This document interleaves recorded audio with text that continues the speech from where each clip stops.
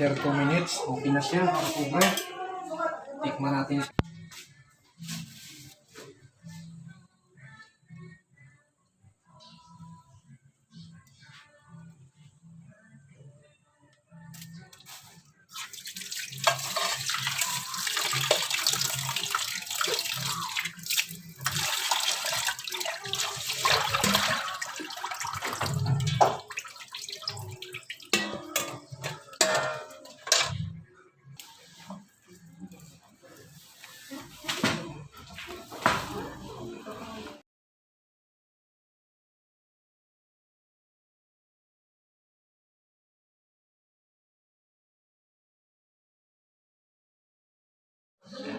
Luya kasi pangalis ng lansa yan eh.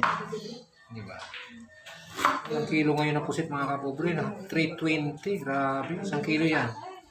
Okay na yan. Kasya na yan sa aming tanghalian. Aming pamilya.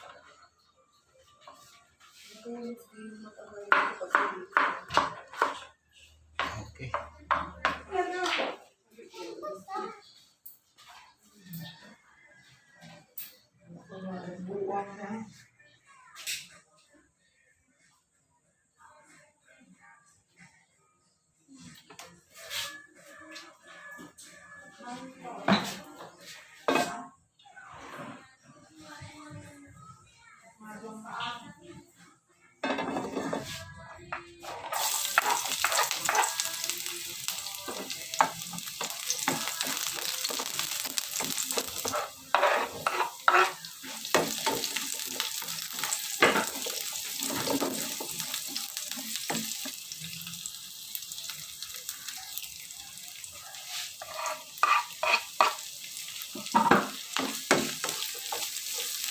Okay na, pwede natin ilagay ang ating 1 kilong pusit.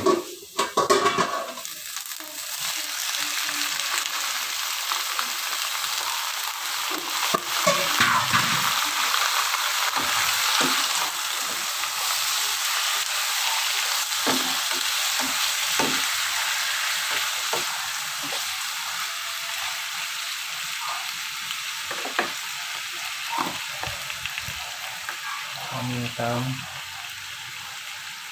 durog.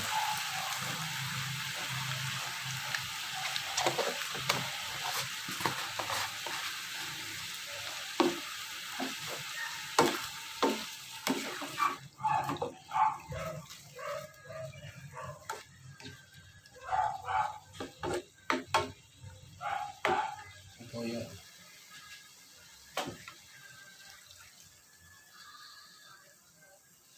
Isang kalahati na rin. Ito yung oyster sauce.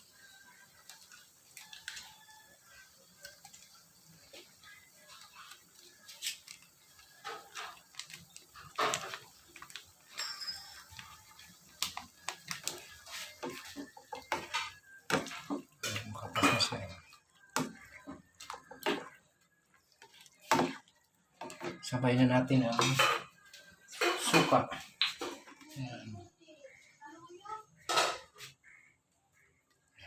Ito yung suka na yan. Natin na konti. Suwabitin yan.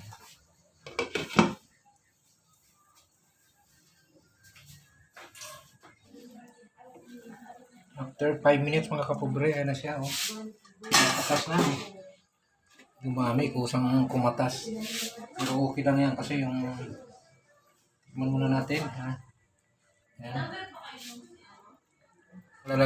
Lalagay ko ito. Magic sarap. So, mga kalahati lang ito. Hindi ko ito nilalahat. Tingnan muna natin kung ano magiging. Ano ka mo, mahilig kami sa sabaw. Kumatas, no?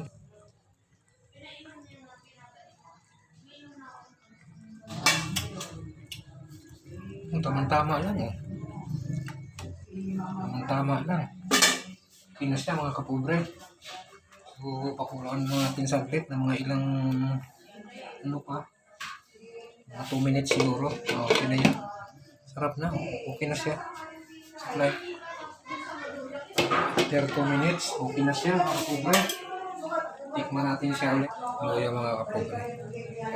Ready to serve na yan.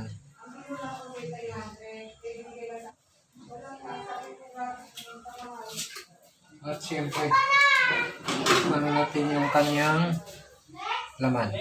Yan ang unang laman. Titikman natin.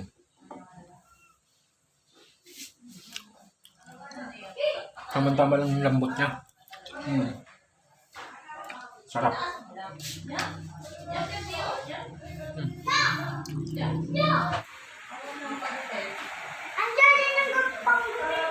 Ayaw mo yung matupit niya. Ayaw mabuhay. Yung ginagawa yun ng tubig. Takot ako eh. Hindi siya pwede sa gaden kasi ano daw, ano yung kukulap.